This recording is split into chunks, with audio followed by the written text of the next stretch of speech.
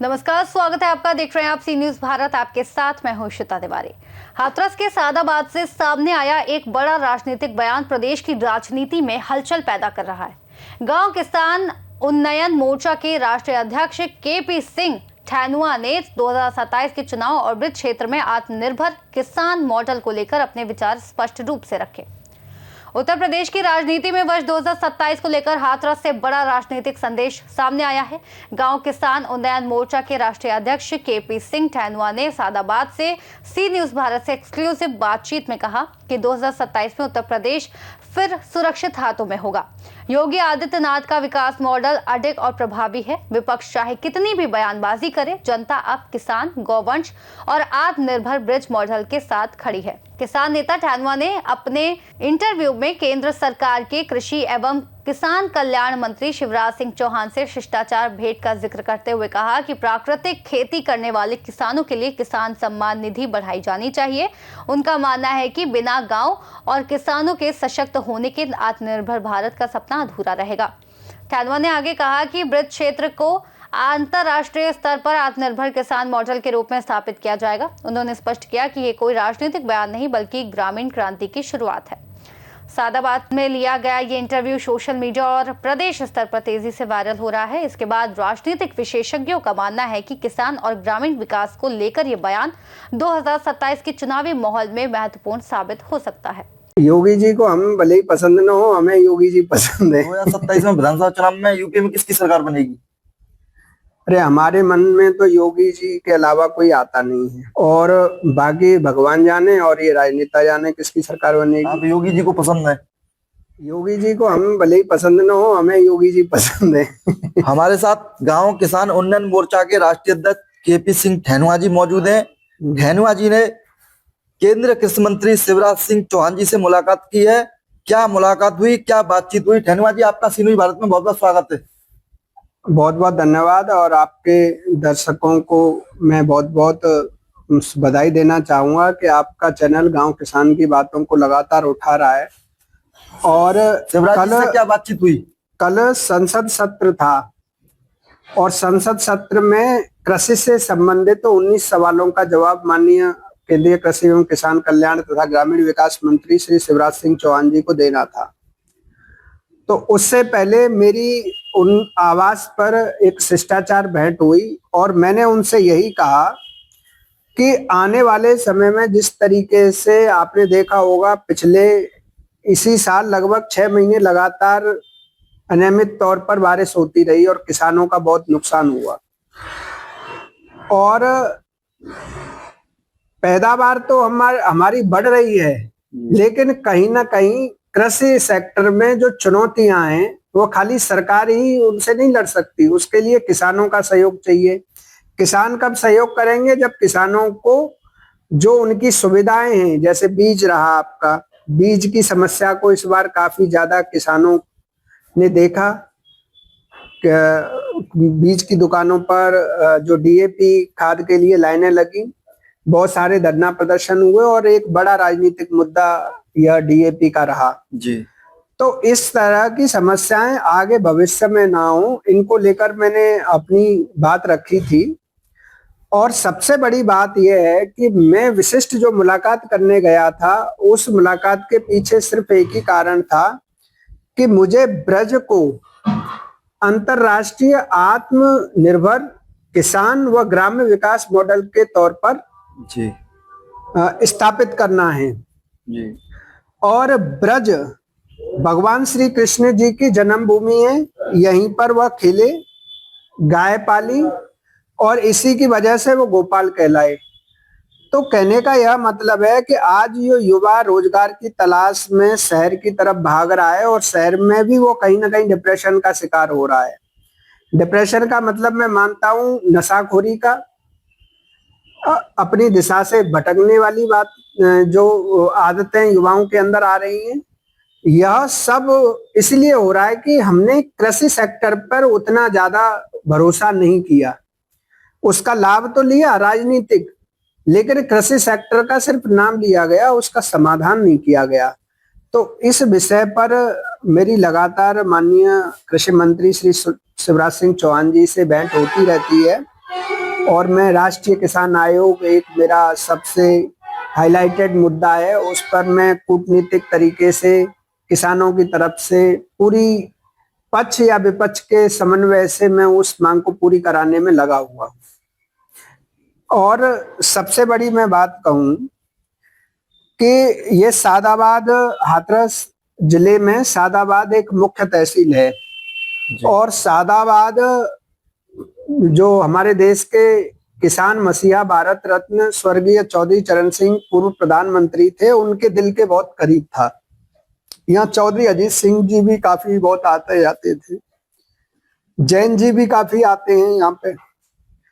यह आलू बाहुल्य किसानों का एक क्षेत्र है, लेकिन आज हाथरस जिले में कोई ऐसी यूनिट नहीं है कृषि को लेकर या कोई ऐसा बड़ा उद्योग हाथरस में स्थापित नहीं हो पाया है जिससे कि इस यहाँ के युवाओं को रोजगार मिल सके। उसके लिए हमें क्या करना होगा? उसके लिए सबसे पहले तो हमें कृषि भूमि को बचाना पड़ेगा, क्योंकि हमने आलू की पैदावार के लिए इतना उसमें डीएपी, यूरिया, उर्वरकों का यूज असंतुलित तरीके से कर दिया है कि हमारी जो जमीनों का, आप तो शायद थे, सॉइल टेस्टिंग लैब में हम गए थे, तो हमारा जो कार्बन वैल्यू है जमीन का बहुत कम रह गया है। तो आने वाले समय में हमें ब्रज क्षेत्र को लेके, ब्रज क्षेत्र में कह दीजिए तो लोग बुलंदशहर तक भी बोलते हैं, आपके इधर फरीदाबाद, पलवल और भरतपुर, अलवर और मुरैना और आपके ये 7-8 जिले अपने आगरा अलीगढ़ मंडल के, यह सब ब्रज क्षेत्र में ही आते हैं। तो इस क्षेत्र के सुदृढ़ीकरण को इस तरीके से किया जाए कि यह बाकी देश के किसानों के लिए मॉडल बने। सिर्फ बातें करने से काम नहीं होगा, क्योंकि हाथरस को बने हुए लगभग 3 दशक होने जा रहे हैं इस जनपद को, लेकिन इस जनपद में जो विकास होना चाहिए था, एक बड़ी यूनिट यहाँ लगनी चाहिए थी किसानों के लिए, वो नहीं लगी है। इस विषय में हम एक बहुत ही अपना सार्थक प्रयास कर रहे हैं। केपी सिंह, एक सवाल है आपसे। किसान सोशल मीडिया के माध्यम से पूछ रहे हैं, ये बड़ा सवाल है, मेरे पास आया है कि धैनुआ जी आए दिन सरकार से मिलते रहते हैं, क्या कोई चुनाव लड़ने की तैयारी है सादाबाद विधानसभा से? देखो 2027 के चुनाव में। देखो, ये तो आंतरिक बातें हैं, बतानी नहीं चाहिए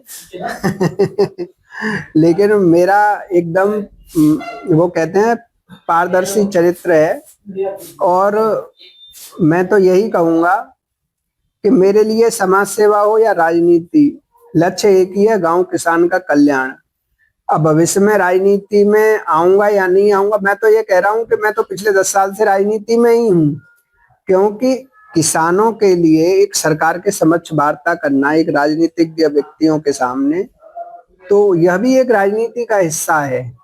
तो आप ये कभी मत मानिए कि मैं कहां से चुनाव लड़ूंगा, कहां से नहीं लड़ूंगा। वैसे मेरे मन में ये चुनाव और ये चीजें समझ में नहीं आती, लेकिन मुझे एक बात समझ में आती है कि बिना राजनीति के किसी भी समस्या का समाधान नहीं है। आप पानी पी रहे हो तो वो राजनीति उसको प्रभावित कर रही है, आप खाना खा रहे हो तो राजनीति, पेट्रोल डलवा रहे हो अपनी गाड़ी में, वो भी राजनीति ही तय कर रही है। तो राजनीति किसान को करनी चाहिए, इसमें कोई गुरेज नहीं है। आप किसानों की बात रखते हैं सरकार के सामने, चाहे कृषि मंत्री हो, चाहे मुख्यमंत्री हो, चाहे भारत के प्रधानमंत्री हो, चाहे अमित शाह जी हो, लेकिन ये भारत का किसान सड़कों पर है और परेशान है, भ्रष्टाचार से परेशान है, अधिकारी लगातार परेशान करते रहते हैं। क्या आप बात ऊपर तक पहुंचाते हैं या नहीं? और काम ही क्या करते हैं? एक बात, इतना किसान परेशान क्यों है? पिछले यूपी में परेशान है किसान, खाद डीएपी के लिए तमाम ब्लैक हो गई डीएपी खाद, कोई सुनवाई नहीं। मुझे लगभग 10 साल हो गए किसानों की बात रखते रखते।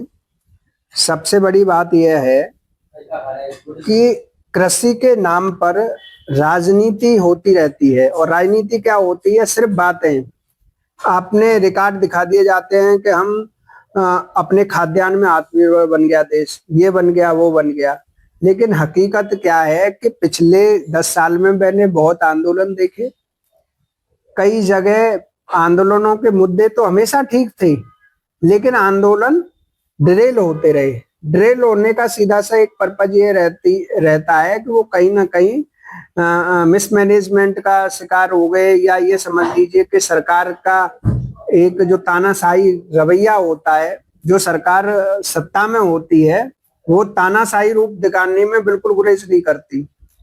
अभी आप कोई उद्योगपति आ जाए सादाबाद में तो पूरा प्रशासन लग जाएगा उसके पीछे, उसके प्रोटोकॉल को फॉलो करने के लिए। लेकिन वहीं एक किसान कहीं आत्महत्या कर रहा है, वहां पर शायद बिना रोड जाम किए हुए उसे मुआवजा नहीं मिलता। यह इस देश की एक बड़ी चिंता है। और भाजपा ने बहुत सारे काम अच्छे किए हैं, लेकिन अच्छे काम करने से काम नहीं चलेगा। किसान की समस्या का परमानेंट समाधान इन सरकारों को करना पड़ेगा। अभी किसानों को क्या दिया जा रहा है? किसान सम्मान निधि दे दी जाती है। अब उससे तो आत्मनिर्भर किसान बनेगा नहीं। उससे तो हम पीएम मोदी जी को बस धन्यवाद बोल सकते हैं कि भैया कुछ दे रहे हो किसानों को। डीएपी की बात करो, डीएपी एक भारत सरकार के ऊपर बोझ भी है एक तरीके से। दूसरी बात, काला बाजारी जो होती है उससे भी किसान ही पीड़ित होता है। डीएपी और उर्वरकों का जो प्रयोग है वो किसने बढ़ाया? पहले सरकार ने। अब सरकार कह रही है प्राकृतिक खेती करो। तो प्राकृतिक खेती करने के लिए किसान को गाय के लिए और भी बहुत सारी योजनाओं का लाभ देना चाहिए। मैं तो ये कह रहा हूं कि जो किसान रसायन मुक्त खेती की तरफ जाए उसको आप 2,500 नहीं 10,000 रुपए सम्मान निधि दीजिए। उस 10,000 रुपए में कहीं ना कहीं उसका जो फैमिली लेबर है वो कहीं ना कहीं एक आदमी का कुछ न कुछ खर्चा क्रिएट होगा उससे। अब एक और देश में सबसे बड़ी समस्या क्या है कि हम कल माननीय केंद्रीय कृषि मंत्री जी कह रहे थे कि हमने लगातार 2024-25 में देश ने एक रिकॉर्ड उत्पादन किया है खाद्यान्न का। एक बात बताइए, रिकॉर्ड उत्पादन कर लो, असंतुलित रसायनों के उपयोग से जो पैदावार हो रही है इससे कैंसर कितना हो रहा है। और हमारे 22-25 साल के युवा ऐसे ही हार्ट अटैक से मर रहे हैं। कभी सोचा था कि 12 साल का या 20 साल का लड़का युवा हार्ट अटैक से चला गया? तो सरकार ये ना समझे खाली कि प्राकृतिक खेती का नाम लेना है। प्राकृतिक खेती पर किसानों को बियॉन्ड द लिमिट मतलब अगर उन्हें जरूरत है 10 रुपए की तो उन्हें 12 रुपए दोगे तब जाके वह इस चीज को कामयाब कर पाएंगे। क्योंकि किसान निराश्रित गौवंश की से उसे सुरक्षा खुद ही करनी पड़ती है किसान को। दूसरी बात है, जो उसका चारा है पशु का वो भी महंगा होता जा रहा है। तो ये जो सारी समस्याएं हैं इनका एक ही समाधान है कि सरकार अभी किसान को क्या समझ रही है कि इनको संतुष्ट करो। आत्मनिर्भर नहीं बनाना है, संतुष्ट करना है। संतुष्ट करना कभी भी देश को विकसित भारत नहीं बना पाएगा। इसीलिए मेरा आंदोलन या एक कहते हैं ना नैतिक जो संघर्ष है वो हमेशा सरकार के साथ बना रहता है। मैं भले ही मैं बैठता रहता हूँ मंत्रियों के साथ, लेकिन मैं उनसे कट सच्चाई को भी लगातार बोलता रहता हूँ। 2027 में विधानसभा चुनाव में यूपी में किसकी सरकार बनेगी? अरे हमारे मन में तो योगी जी के अलावा कोई आता नहीं है, और बाकी भगवान जाने और ये राजनेता जाने किसकी सरकार बनेगी। आप योगी जी को पसंद है? योगी जी को हम भले ही पसंद न हो, हमें योगी जी पसंद है। बहुत बहुत धन्यवाद केपी जी, आज चाय के चर्चा के दौरान धन्यवाद। ये थे किसान नेता केपी सिंह ठेनुआ। इन्होंने अपने केंद्रीय कृषि मंत्री शिवराज सिंह चौहान के साथ जो मुलाकात हुई, शिष्टाचार भेंट हुई, उसकी बातें रखी। और मुख्यमंत्री योगी आदित्यनाथ बेहद पसंद है और इनका रुख दिख रहा है 2027 में विधानसभा चुनाव में ये भाजपा को पसंद करते नजर आ रहे हैं। कैमरामैन रवि के साथ लखन यादव, सी न्यूज भारत, हाथरस। हाथरस से आए इस बयान ने प्रदेश में राजनीतिक हलचल बढ़ा दी है। केपी सिंह ठेनुआ द्वारा प्रस्तुत ब्रिज मॉडल और आत्मनिर्भर किसान योजना ने आगामी चुनाव में ग्रामीण मतदाताओं की दिशा को प्रभावित करने की संभावना बढ़ा दी है। फिलहाल इस खास रिपोर्ट में इतना ही। देश और दुनिया की तमाम बड़ी जानकारियों के लिए देखते रहिए सी न्यूज भारत।